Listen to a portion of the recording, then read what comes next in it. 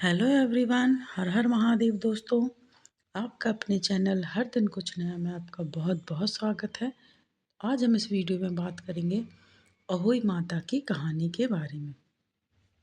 तो चलिए वीडियो को शुरू करते हैं। एक साहूकार था जिसके 7 बेटे और 7 बहुएं थीं।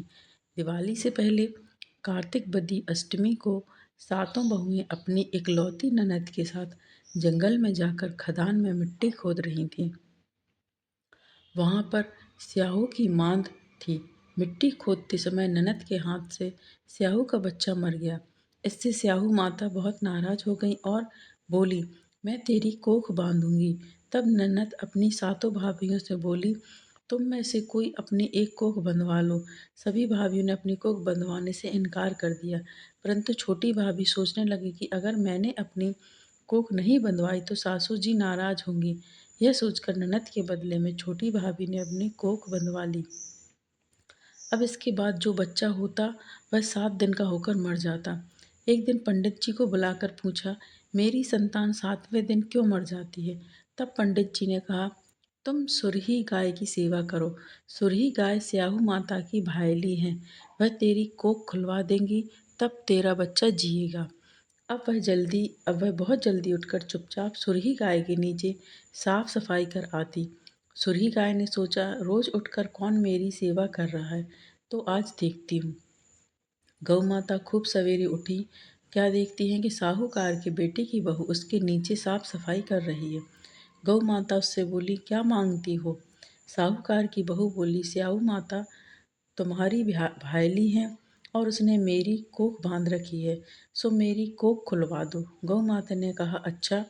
अब तो गौ माता समुद्र पार साहूकार की बहू को अपनी भायली के पास लेकर चली।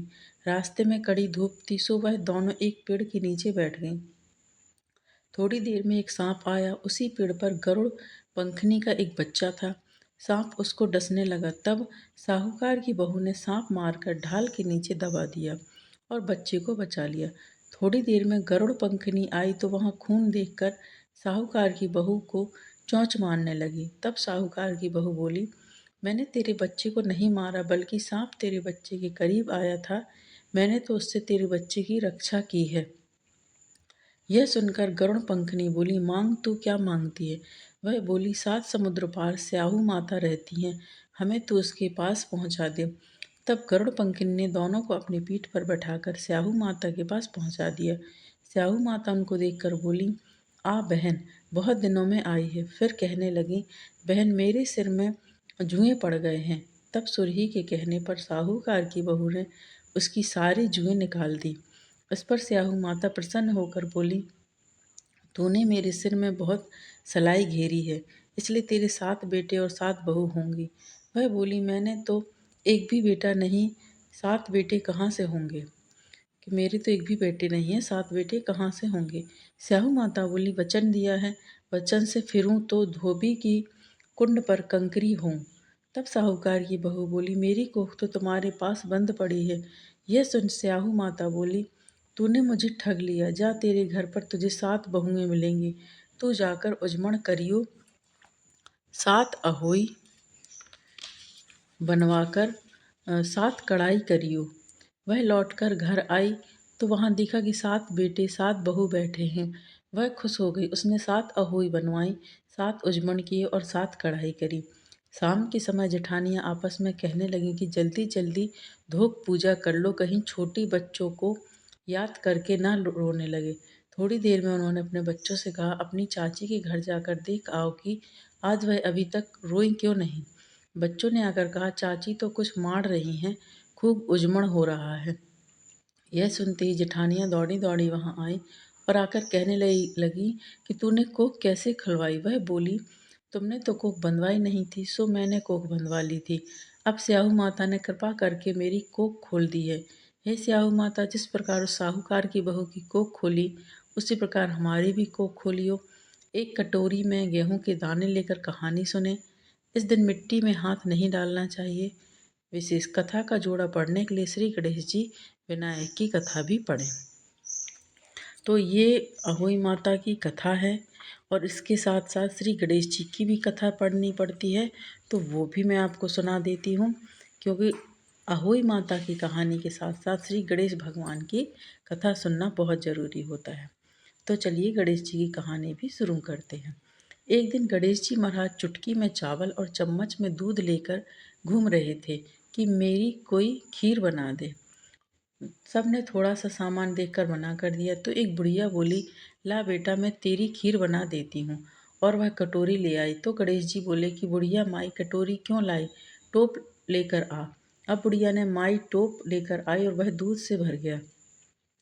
गणेश जी महाराज बोले कि मैं बाहर जाकर आता हूँ, तब तक तू खीर बनाकर रखना। खीर बनकर तैयार होगी। अब बुढ़िया माई की बहू के मुंह में पानी आ गया। वह दरवाजे के पीछे बैठकर खीर खाने लगी तो खीर का एक छींटा जमीन पर गिर गया, जिससे गणेश जी का भोग लग गया।